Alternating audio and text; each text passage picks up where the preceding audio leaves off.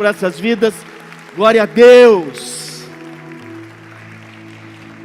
Pode tomar o seu lugar. Junto com os 12, nós criamos um novo ministério, que na verdade nós ressuscitamos ele de tempos atrás, chamado FAM. FAM, diga comigo, FAM. O que é o FAM, pastor? FAM é um Fundo de Ação Missionária. Tem aí para projetar? Fundo de Ação Missionária. São alguns institutos, algumas instituições que nós atendemos como igreja. Nós criamos o FAM para poder abençoar algumas instituições que carecem, que necessitam, que precisam do favor de Deus. Fundo de Ação Missionária. Nós estamos assistindo hoje a Companhia Bezaliel, que tem viajado pelo Brasil e até alguns lugares do mundo, levando a palavra de Deus. Outro instituto é Comunidade Terapêutica Reação. É um instituto que tem buscado atender as mulheres que têm problema com vício, têm problemas com drogas, têm problemas com alcoolismo. E a tua igreja, olha para o irmão que está do seu lado e fala assim para ele: a tua igreja está colaborando. A terceira é um Instituto de Recuperação Novo Nascimento, do pastor Marco, aqui de Hortolândia inclusive, que ajuda homens a se recuperarem também. Homens que têm problemas de vícios, que têm problemas com drogas e com drogas lícitas e ilícitas. A Igreja Batista Vida Nova também tem ajudado. Um projeto Praça em Chamas, que acontece mensalmente aqui na Praça Poderosa, do pastor Paulo Silva, e nós também temos ajudado. E hoje, é uma novidade, nós vamos ajudar uma igreja no Afeganistão. Olha para o irmão que está do seu lado e fala assim: ó, você está internacional, irmão. Tem a foto aí da igreja lá do Afeganistão? A outra. Essa é a igreja no Afeganistão. E aí quando eles se reúnem, fica assim. É uma igreja muito engraçada. Não tinha teto, não tinha nada. Mas nós adotamos a igreja. E até dezembro nós vamos ajudar todas essas 6 instituições, com a tua ajuda, com a tua colaboração, com o teu coração. Dá um aplauso ao Senhor pela tua vida, pela Igreja Vida Nova aqui em Hortolândia. Que lindo isso, né? Que lindo. Não, isso não.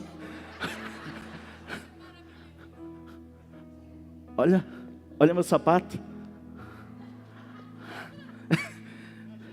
Tô jovem, é isso. Abra a tua Bíblia aí em Filemon. Agora eu quero ficar olhando você abrir em Filemon. Procura aí em Filemon. Filemon, tem, pastor? Tem. Abra a tua Bíblia em Filemon.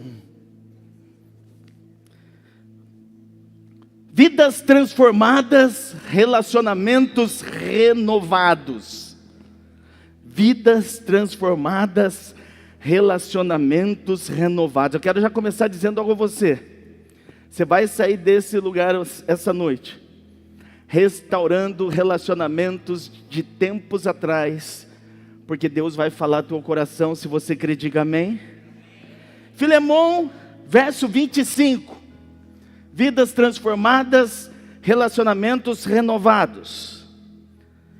A graça do Senhor Jesus Cristo seja com o espírito de todos vocês. E a igreja pode dizer amém? Essa carta aqui, que o apóstolo Paulo escreveu a Filemon, não é uma carta doutrinária, como nós vemos em outras cartas que o próprio apóstolo Paulo escreveu.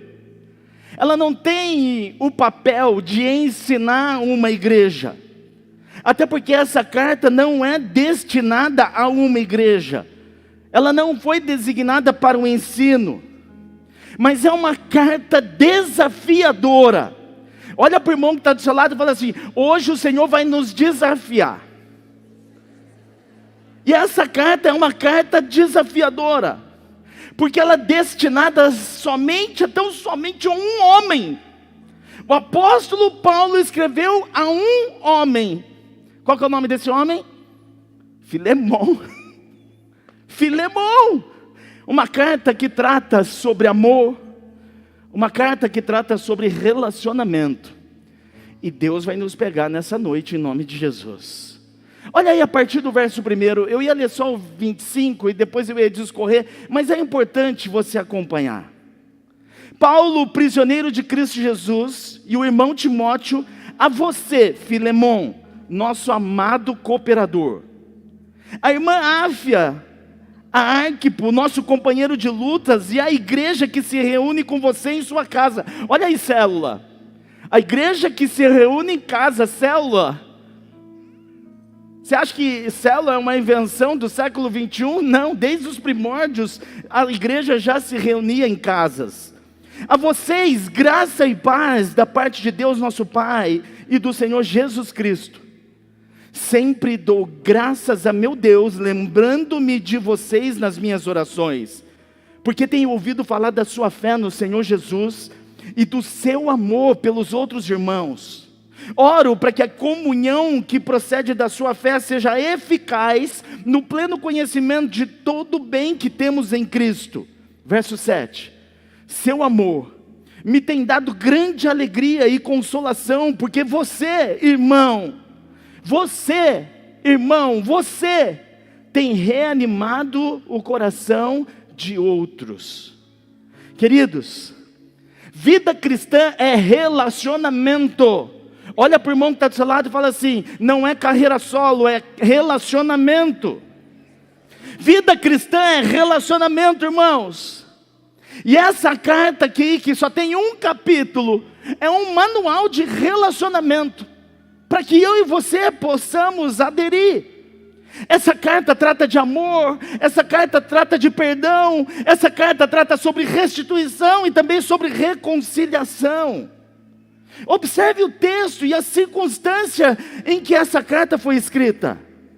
Irmãos, Filemão, depois você vai ler com mais calma esse único capítulo dessa carta, você vai identificar que Filemão era um homem muito rico. Diga comigo, muito rico. Muito mais rico do que você imagina. Ele era riquíssimo. Ele era dono de escravos, mas ele foi convertido a Jesus pelo ministério do apóstolo Paulo. E a Bíblia diz que Filemão morava em Colossos. Irmãos, ele era um homem que tinha uma vida espiritual exemplar. Pergunta para o irmão que está do seu lado: a sua vida é exemplar? Pois o texto diz que Filemão tinha uma vida exemplar. No verso 5 a gente pode ver claramente que ele tinha fé em Jesus. No verso 6 a gente vê o amor que ele tinha para com todos os irmãos. No verso 7 nós podemos testificar o coração dos irmãos que eram reanimados por intermédio de Filemão. Então, irmãos, essa carta é enviada a Filemão, a sua esposa Áfia, ao seu filho e também líder de célula, Arquipo, bem como toda a igreja que se reunia na casa de Filemão. Irmãos, o apóstolo Paulo, quando escreveu a Filemão, estava preso em Roma, cerca de 2.000 quilômetros da cidade de Colossos. E ele destinou essa carta por conta de um escravo que havia fugido da casa de Filemão, que inclusive roubou, furtou, desonrou Filemão.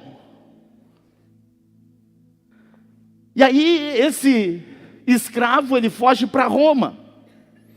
E coincidentemente, mas como eu e você não acreditamos em coincidência, mas em jesuicidência, esse escravo, chamado Onésimo, olha um bom nome para você colocar no filho, viu, Kércia? Onésimo. Sabe o que significa Onésimo em grego? Útil. Olha só que interessante, pode pensar nisso. Olha só, no próximo, né? No próximo. Ei, O que acontece então? O apóstolo Paulo escreve uma carta para Filemon, por conta de um escravo que Filemon tinha. Um escravo que ele tinha comprado, que ele tinha pago. Esse escravo de nome Onésimo, ele apronta contra Filemon. Ele foge de Filemon. Ele rouba a Filemon. Só que por coincidência, esse escravo chamado Onésimo, ele foge para Roma. 2.000 quilômetros distantes de onde estava Filemon. E ele se encontra com Paulo. Ninguém mais, ninguém menos do que o próprio apóstolo Paulo. E o texto diz o que acontece no decorrer da história. Que ao passar pela vida do apóstolo Paulo, um crente como você e eu faríamos a mesma coisa, você pode dizer amém? O apóstolo Paulo, então, apresenta Jesus. Fala de Jesus. Fala da salvação. Fala do reino. E sabe o que acontece com um escravo chamado Onésimo? Ele se converte, e de escravo ele passa a ser um irmão. Você pode dar um aplauso ao Senhor? Você pode dar um aplauso com alegria? Você pode dar um aplauso com um sentimento profético? Porque é isso que Deus espera que eu e você façamos. As pessoas vão passar por nós, escravas, mas ao passar por nós, elas serão libertas pelo poder de Yeshua HaMashiach, Jesus Cristo, o Messias. Foi o que aconteceu com esse escravo Onésimo. No Império Romano, irmão, só para você ter um dado, nessa época existia cerca de 60 milhões de escravos. Era muito escravo. E no Império Romano contabilizou-se mais ou menos 60 milhões. Muitos desses escravos eram oprimidos. Alguns, como Onésimo, fugiam roubando seus donos. E quando eles eram capturados, quando um escravo era capturado da sua fuga, eles pegavam um ferro quente com a letra F e colocavam na testa desse escravo. F de fugitivos no latim. Então quando você visse alguém com uma marca de F queimada na testa, era um escravo que havia fugido, mas havia sido recuperado.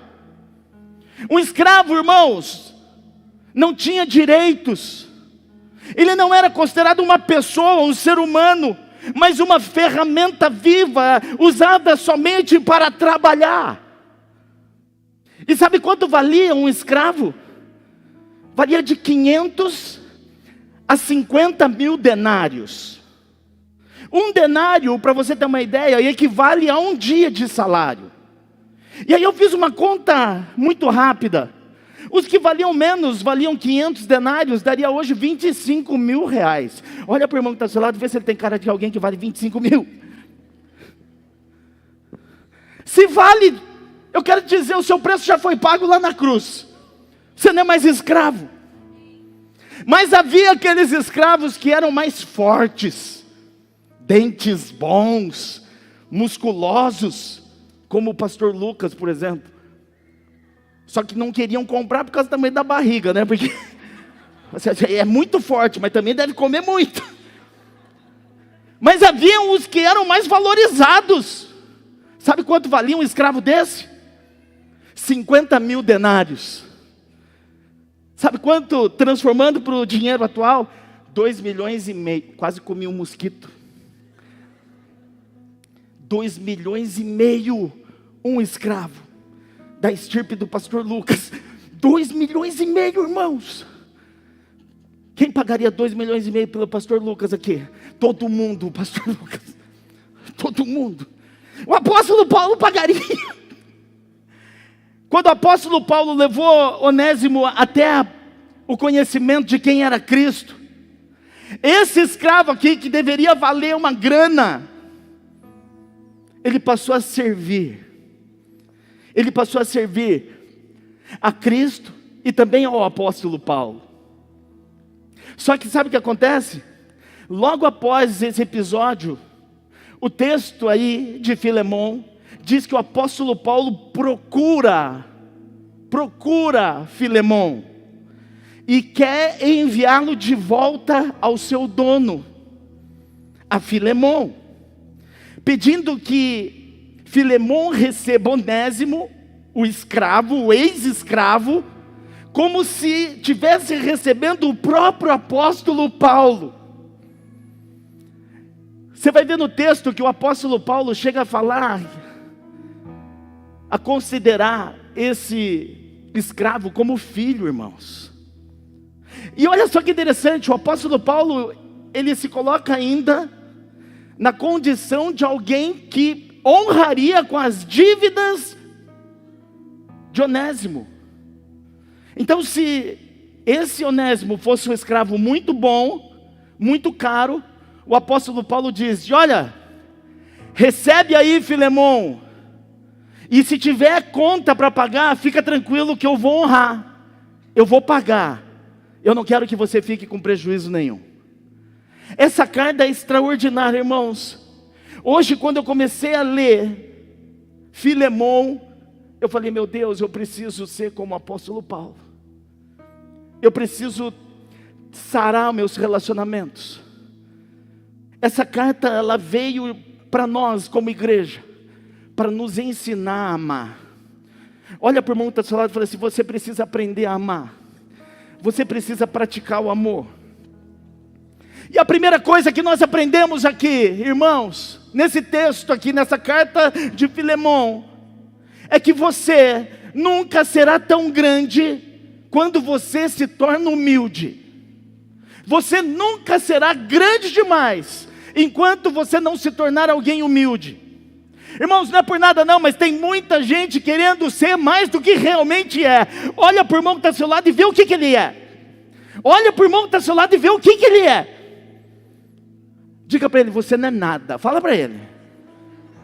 Olha para o outro lado agora. Fala: você também não é nada. Olha para cá. Aponta o dedo e fala assim: ó, o senhor, pode falar, é lindo. Brincadeira. Eu não sou nada. Irmãos, nós não somos nada. Aliás, eu quero dar um recado aqui, porque chegou alguns relatórios. Eu atendi algumas pessoas aqui e falaram assim: eu não imaginava que o pastor ia me atender, ia dispensar atenção para mim como ele me atendeu. Eu não sou ninguém. Aí quando chegou isso até os meus ouvidos, eu fiquei indignado. Eu falei: irmão, se você não é nada, eu quero te dizer que eu sou menos ainda. Eu não perco para ninguém. Outro dia me pegaram ali na porta: pastor, posso tirar uma foto? Eu falei: para quê? Vai fazer macumba? Eu queria tirar uma foto, pastor. Eu falei: ei, vou falar uma coisa. É nós, irmão.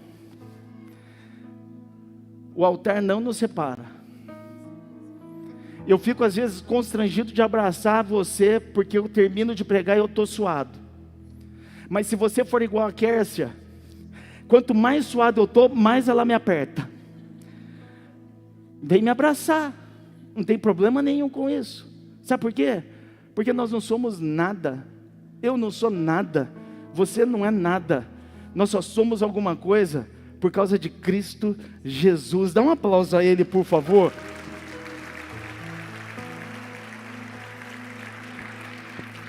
Agora, você quer ser grande? Seja humilde. Olha alguns versículos que eu vou ler. Verso 1. Paulo, prisioneiro de Cristo. Verso 8. Por isso mesmo, tendo em Cristo plena liberdade para mandar, que você cumpra o seu dever. Versículo 9, prefiro fazer um apelo com base no amor. Irmãos, olha só que interessante isso aqui. Nós somos uma igreja em células. Quem está em célula, diga amém. Aliás, nós soltamos um estudo de célula, uma série sobre conquista. Se você não está em célula, você vai ficar sem estratégia para conquistar. Mas se você faz parte de célula, você já deve estar sendo ministrado acerca desse tema. Nós somos uma igreja em célula, e as células têm líder. Tem algum líder de célula aqui que pode dizer amém bem alto? Olha só que interessante isso. O apóstolo Paulo está mandando uma carta para Filemon, E o apóstolo Paulo falou assim: eu até poderia mandar você fazer isso que eu estou pedindo. Eu tenho autoridade para poder mandar você fazer aquilo que eu estou te pedindo. Mas versículo 9: mas eu prefiro fazer um apelo com base no amor. O apóstolo Paulo, ele não se apresenta nessa carta como sendo: olha aqui, olha para mim, eu sou apóstolo, eu que mando. Ô Filemão, fui eu que preguei a palavra para você se converter. Eu sou o líder, eu sou o que faço, eu sou o que aconteço. Ainda que ele poderia, diante de uma autoridade espiritual, mas no verso 9 ele se coloca muito humilde, e ele fala assim: não, eu prefiro fazer com base no amor. E aí ele complementa dizendo: sabe por quê? Porque na verdade eu sou prisioneiro de Cristo. Eu sou prisioneiro de Cristo. Olha o verso 14: mas não quis fazer nada sem a sua permissão. Ele está pedindo permissão para Filemão. Verso 19: eu, Paulo, escrevo de próprio punho, e eu pagarei, para não dizer que você me deve a sua própria pessoa. Sabe o que o apóstolo Paulo está dizendo aqui? Para Filemão, está falando: olha, faça o que eu estou te pedindo, e fica tranquilo que eu nunca vou revelar que você me deve. Eu nunca vou revelar os anos que você caminhou comigo, o que eu te ensinei, o que eu preguei, e você foi salvo através de Jesus Cristo por aquilo que eu mencionei. Fica tranquilo que eu nunca vou te cobrar nada. Olha para o irmão que está do seu lado e fala assim: seja humilde igual Paulo. A grandeza do apóstolo Paulo se faz incomparável, sabe aonde? Na sua humildade, irmãos. E se você vê os versículos que nós lemos juntos aqui, você vai ver em cada um desses versículos, uma postura de humildade. O apóstolo Paulo, ele compreende que as circunstâncias, presta atenção nisso, podem estar fora do nosso controle, mas nunca do controle de Deus. Eu preguei isso quinta-feira. Olha para o irmão que está ao seu lado e fala assim: Deus não perdeu o controle de absolutamente nada. Sabe por quê? Porque Deus continua sendo o Senhor da história. Ele era o Senhor da história de Onésimo, Ele era o Senhor da história da vida de Filemão, e Ele continua sendo o Senhor da história da minha e da sua vida. Se você concorda, diga amém, dá um aplauso a Ele. Eu não sei se você percebeu, mas o apóstolo Paulo está preso em Roma, quase 2.000 quilômetros longe de Colosso. Mas ele não se considera prisioneiro de Roma, ele não se considera prisioneiro de César, e ele anunciou: eu sou prisioneiro, mas eu sou prisioneiro de Cristo. Por quê? Porque o Deus era o Senhor da história de Paulo. A fuga de Onésimo, irmãos, estava fora das possibilidades. A fuga de Onésimo, do escravo Onésimo, estava fora do controle, da conjuntura, do que Filemão imaginava. Mas Deus tinha o controle, inclusive, desse episódio. Irmãos, outra característica da humildade do apóstolo Paulo é que ele não usa a sua autoridade para impor a sua vontade. Olha só, se o apóstolo Paulo, irmãos, não tivesse ganhado o coração de Filemão, falando com ele com humildade, com amor, diga comigo assim, ó, com amor. Você tem falado com amor? Porque foi assim que o apóstolo Paulo se dirigiu a Filemão, com amor. Se o apóstolo Paulo não tivesse ganhado o coração de Onésimo, e Paulo tivesse enviado Onésimo de volta para Colosso, como é que você acha que Onésimo seria recebido? Seria recebido com punição, seria recebido como um bode expiatório, para que os outros escravos vissem o que acontece com alguém que foge. Mas o apóstolo Paulo fala assim: ô Filemão, recebe aí, por favor, Onésimo, como se fosse eu. Recebe Onésimo com amor. Nós precisamos exercer a humildade. E aí eu queria que você olhasse para o irmão que está ao seu lado e falasse assim, ó, humildade abre portas. A autoridade muitas vezes fecha, irmãos, a autoridade muitas vezes fecha as portas, mas a humildade ela sempre vai abrir portas. Enquanto eu estava estudando esse texto hoje, eu me lembrei de um episódio recente, que eu fui numa igreja, que é referência aqui na nossa região. Um grande pregador estava para se apresentar, e eu estava junto com Samara, e nós fomos comprar o nosso ingresso. Não, eu tinha comprado pela internet. Tinha comprado pela internet o ingresso. Eu fui ver Cláudio Duarte. Quem gosta de Cláudio Duarte? Quem crê que ele vai vir na nossa igreja um dia?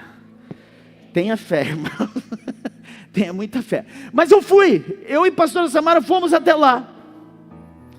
E eu estava com o meu ingresso nas mãos e uma fila quilométrica, irmãos. Pensa numa fila quilométrica para entrar. Era muita gente.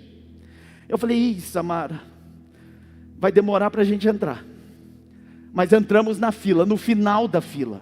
A fila dava volta nos quarteirões. E aí, eu e Samara esperando, a nossa vez para entrar, a fila caminhando lentamente, aparece uma pessoa da igreja e fala assim, o pastor Mirko pediu para te pegar aqui e te levar. Eu falei, eu? Eu? Sim, o senhor não é o pastor de Hortolândia? Eu falei, sou. Entramos, sem graça, mais ou menos sem graça. Não adianta mentir, né? Assim, mas um pouquinho sem graça, mas feliz, né? Porque eu estava... E nos colocaram na primeira fileira. E aí eu entendi uma coisa. Se a gente dá carteira e fala assim, eu sou pastor, capaz de falar assim, então você espera mais para dar exemplo. Mas quando você é humilde e não fala nada, Deus não perde o controle de nada, foi lá e buscou a gente pelo colarinho, e levou a gente na primeira fileira, porque a humildade abre portas. Olha para o irmão que está do seu lado e fala para ele assim, ó, seja humilde. Segunda coisa, antes disso, Provérbios 15:33 diz que a humildade ela precede a honra. Quantos aqui já foram honrados alguma vez na vida? Digam amém.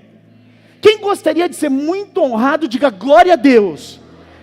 Irmãos, você que não disse nada, você não sabe o que é honra. Ser honrado é bom para chuchu. É muito legal. Olha só, saí do final da fila, sentei na primeira fileira, eu fui honrado. Quantos aqui querem ser honrados, digam aleluia. Então seja humilde, porque antes de ser honrado, a gente precisa mostrar humildade. Filipenses 2:3 diz, nada façam por ambição egoísta ou por vaidade, mas sejam humildes e considerem os outros superiores a vocês. Se você está me entendendo, diga amém, dá um aplauso ao Senhor. É por isso que talvez na sua vida você está fechando portas, por causa da falta de humildade. O apóstolo Paulo é um exemplo para mim e para você. Sejamos humildes, sejamos humildes, sejamos humildes. Segunda coisa, a partir de hoje você nunca mais pode perder a oportunidade para elogiar com sinceridade de coração as pessoas. Você não pode perder a oportunidade de elogiar as pessoas. Pergunta para o irmão que está do seu lado agora, de verdade, fala assim, ó, qual foi a última vez que você me elogiou? Aí, nem responde. Olha o versículo 4.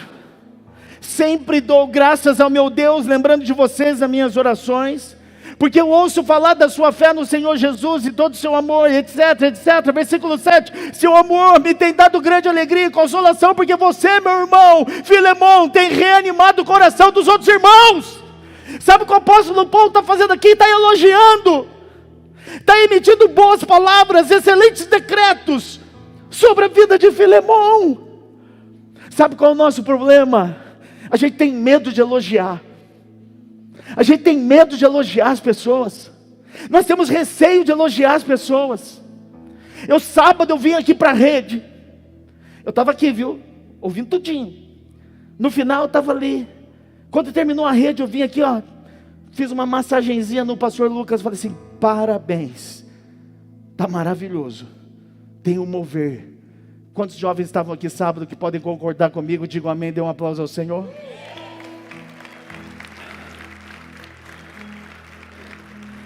Você acha que o Lucas é concorrente meu? Nós estamos aqui para fazer a obra do Pai. Você acha que eu tenho medo de elogiar o pastor Lucas? Porque a palavra dele é melhor que a minha? Porque o culto de sábado é mais agitado que o meu? Olha para o irmão que está do seu lado e fala assim: comece a elogiar.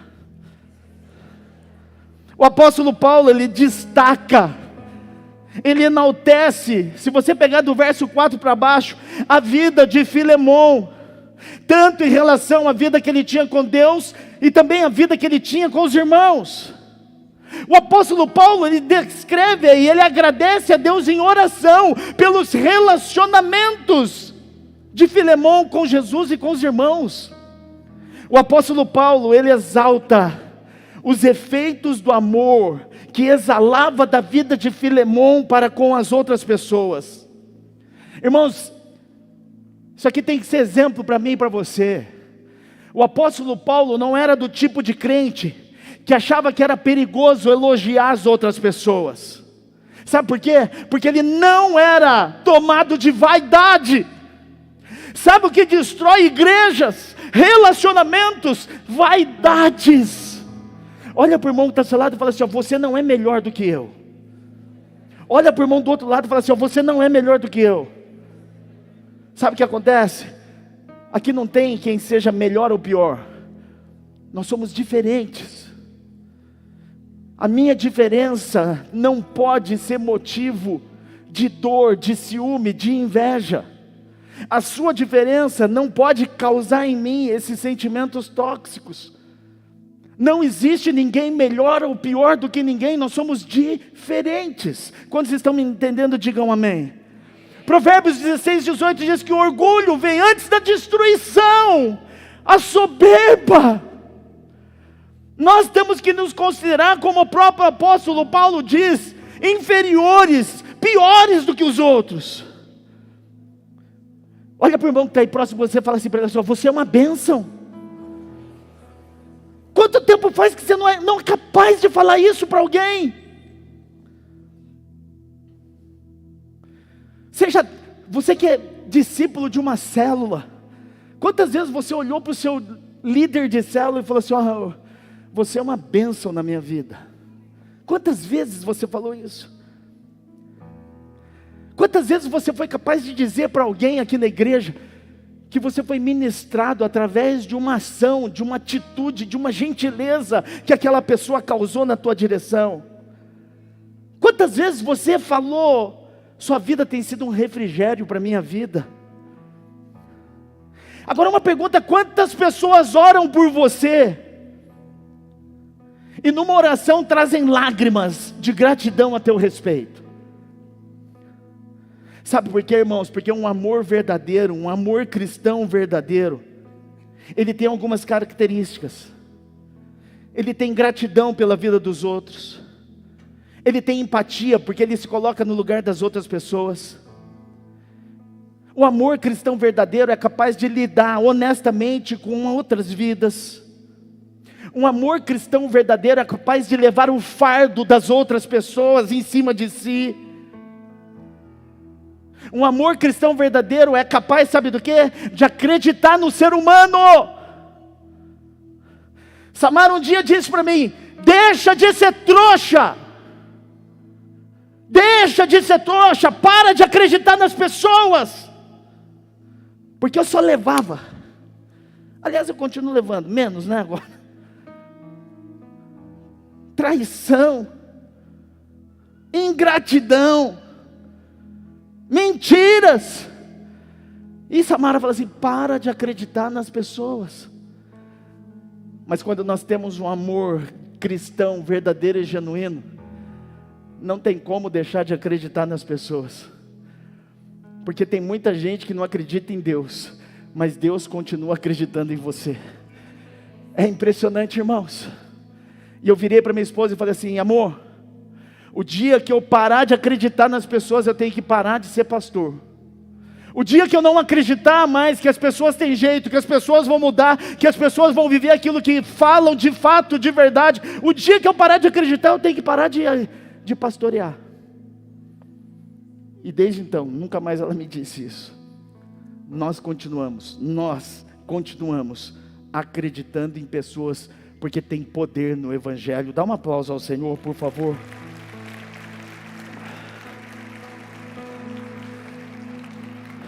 O apóstolo Paulo fazendo menção a Onésimo, mas antes ele tem gratidão verdadeira e genuína pela pessoa de Filemão. Aí você fala assim: ah, mas isso é Bíblia.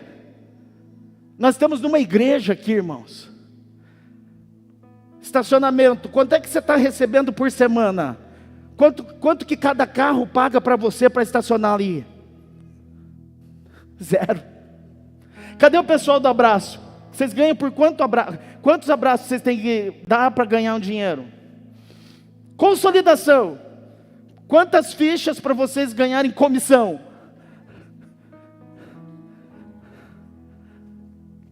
Qual foi a última vez que você agradeceu os irmãos voluntários? Qual foi a última vez que você agradeceu pelo irmão que está lá no estacionamento, debaixo de chuva, com calor? Quantas vezes você agradeceu a pessoa que vem te abraçar, que teve que gastar o último dinheiro dela no desodorante?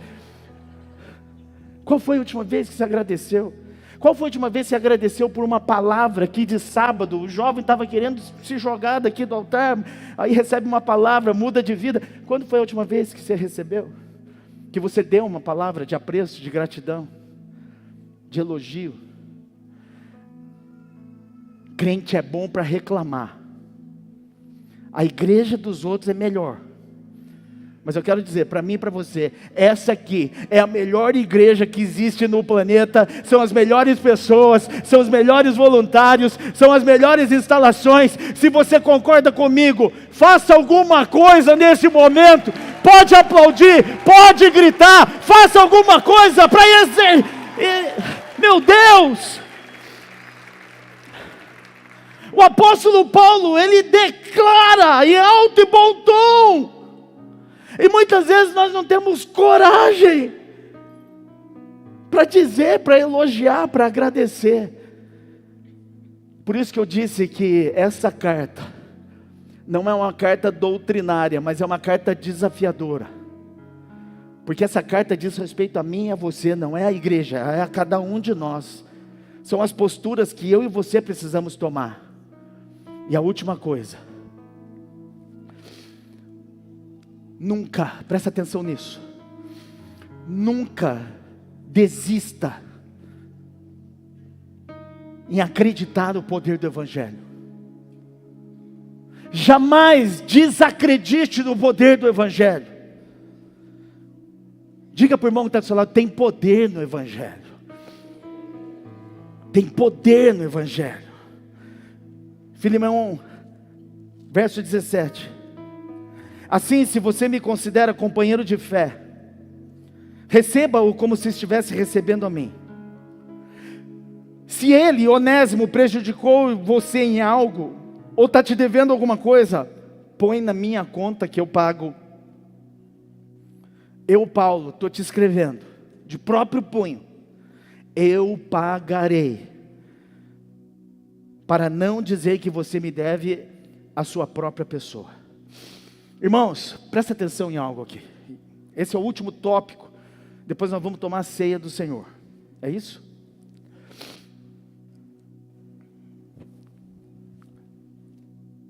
O apóstolo Paulo está pedindo a Filemão para receber Onésimo, independentemente do que havia acontecido entre eles, independentemente dos fatos que ocorreram entre Filemão e o seu escravo Onésimo.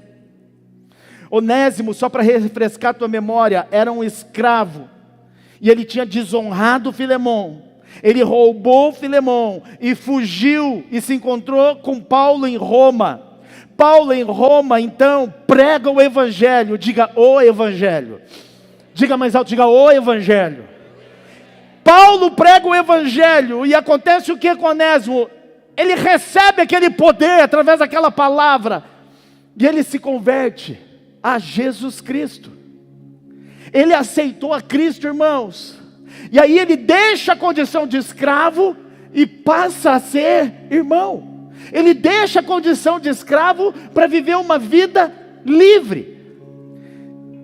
Queridos, presta atenção numa coisa. O fato de alguém ter falhado com você, presta atenção nisso. O fato de alguém ter falhado com você, errado com você, traído você, não te dá o direito de virar as costas para essa pessoa. Não te dá o direito de ignorar essa pessoa. Não te dá o direito de riscar essa pessoa da sua vida. Como assim, pastor? Bloqueia do celular. Bloqueia no WhatsApp. Quantas pessoas você tem bloqueada no seu WhatsApp? Ah, se você fosse Filemão. Se você fosse Filemão, Onésimo estava bloqueado no seu WhatsApp. Eu quero dizer uma coisa. O Evangelho tem poder. Quantos concordam comigo, digam amém. 2 Coríntios 5,17 diz o seguinte: quando alguém conhece o Evangelho, o poder do Evangelho, se converte a Cristo. Olha o que diz o verso 17 do capítulo 5 de 2 Coríntios. Portanto, se alguém está em Cristo, é nova criatura. As coisas antigas já se passaram, eis que tudo se fez novo. Ah, igreja! Mas quando a gente pega esse versículo 17 aqui do capítulo 5, a gente aplica isso para as outras pessoas. Mas esse versículo é para você. Bata no peito e fala assim: é para mim. Bata no peito e fala assim: é para mim. Bata no peito do irmão do lado e fala assim: é para você. É para nós. Quantos aqui entenderam o poder do Evangelho? Digam amém. Quantos aqui aceitaram Cristo como Senhor e Salvador? Digam aleluia. Pois então, todas as outras coisas ficaram para trás. Eis que tudo se fez novo. O poder do Evangelho se fez presente na sua vida. Você não tem o direito de negar ajuda. Você não tem direito de não falar com pessoas. Você não tem direito, por quê? Porque existe poder no Evangelho. Assim como o Evangelho te alcançou, ele também pode alcançar outras vidas. É para nós.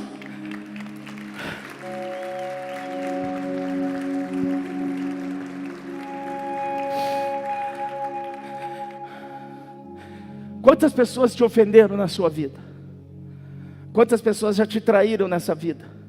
Quantas pessoas já te enganaram nessa vida? Quantas pessoas já te passaram para trás nessa vida? Mas você não é qualquer pessoa. Você é alguém que teve o impacto do Evangelho. E assim como o apóstolo Paulo ministrou a Filemão, assim como Filemão recebeu Onésimo, assim temos que ser eu e você a partir de hoje. Sabe por quê? Porque não tem caso perdido para Jesus. Você pode pensar numa pessoa que você bloqueou na sua vida agora. Você pode pensar numa pessoa que te fez mal. Você pode pensar numa pessoa que te ofendeu. Você pode pensar numa pessoa que te destruiu, que te desonrou. Você pode pensar em alguém agora? Não há caso perdido para Jesus. Até para essa pessoa que você pensou agora. Até para essa pessoa que você não fala mais. Até para essa pessoa que você não se relaciona mais. Até para essa pessoa que você bloqueou no seu celular. O apóstolo Paulo nos mostra. Por isso que eu disse que era uma carta desafiadora. Para sermos grandes no reino, nós precisamos ser humildes. Nós precisamos entender que existe poder no Evangelho. E que nós precisamos ser como o apóstolo Paulo foi. Se você está me entendendo, fica de pé no seu lugar.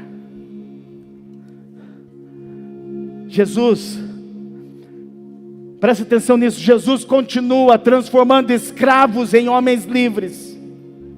Assim como você era, assim como eu era, escravos. Jesus continua transformando escravos em homens e mulheres livres. O Evangelho transformou um escravo num homem livre. Porque teve alguém que apresentou esse Evangelho. Olha para o irmão que está ao seu lado, fala para ele assim: você é o apóstolo Paulo dessa geração. Fala para ele. Porque nós já fomos onésimos nessa geração. Nós já fomos escravos nessa geração. Mas hoje, você é apóstolo Paulo dessa geração. E é sobre isso. É só sobre isso. Você não precisa ser eloquente. Você só precisa viver o que essa palavra te direciona. Você não precisa ser um pregador de multidões. O que eu e você precisamos é viver a essência do Evangelho. Levante suas mãos o mais alto que você pode. Começa a falar com o Pai agora, que você decide hoje tomar uma postura, uma decisão, em nome de Jesus. Um amor que surpreende, que não quer nada em troca, conhece os meus defeitos, mas isso não importa. Nada faz Jesus parar de me amar. Nada vai mudar o seu olhar. Não importa o que sou, Jesus me chama de seu filho. Que amor é esse? Inexplicável é o seu amor.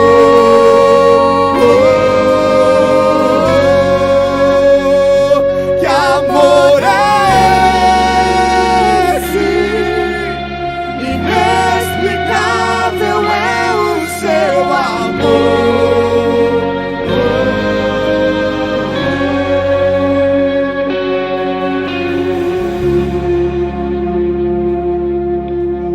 Um amor que surpreende, que não quer nada em troca, conhece os meus defeitos, mas isso não importa. Nada faz Jesus parar de me amar. Nada vai mudar o seu olhar. Não importa o que sou, Jesus me chama de teu filho. Que amor é esse? Inexplicável é o seu amor.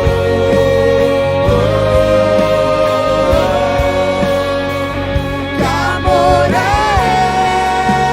esse? Inexplicável é o seu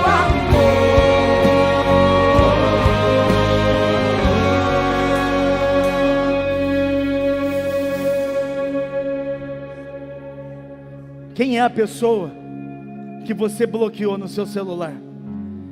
Quem é a pessoa que o Espírito Santo te trouxe à memória?